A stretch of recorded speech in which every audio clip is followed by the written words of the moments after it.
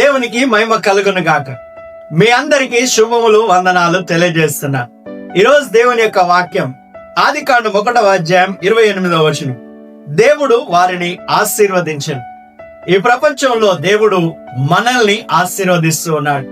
ఎవరైతే ఈ వాక్యాలు వింటున్నారో వారందరినీ దేవుడు ఆశీర్వదిస్తూ ఉన్నాడు. ఎందుకంటే దేవుని యొక్క ఉద్దేశం, దేవుడు ధనవంతుల్ని, పేదవారిని ఆయన సృష్టించలేదు. ఆయన కేవలం మనుషులను సృష్టించి వారందరినీ ఆశీర్వదించాడు. ఆ ఆశీర్వాదాలు పొందుకోవాలి అంటే నీ జీవితంలో పరిశుద్ధ గ్రంథంలో కీర్తనలు 109:17 చెప్తుంది, శపించుట వానికి ప్రీతి కనుక అది వాని మీదికి వచ్చెను, దీవెన యందు వానికి ఇష్టం లేదు గనుక అది వానికి దూరమైంది. చూడండి, పరిశుద్ధ గ్రంథములో దీవెన మీద కొంతమందికి ఇష్టం ఉండదు. నేనెందుకు దీవించబడాలి?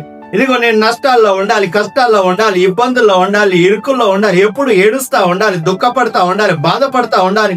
ఇట్లయితేనే బాధ తెలుస్తుందని అనేక మంది అనేక విషయాలు చెప్తూ ఉంటారు. కానీ పరిశుద్ధ గ్రంథం చెప్తున్న మాట, ఇష్టము లేకపోవడం. శపించుట వాళ్ళకి ఇష్టము కాబట్టి శాపాలన్నీ కూడా కష్టాలు, నష్టాలు, ఇరుకులు, ఇబ్బందులు అన్ని మాట్లాడతారు. దీవెన యందు వాళ్ళకి ఇష్టం లేదు, అందుకని అది వారికి దూరమైంది.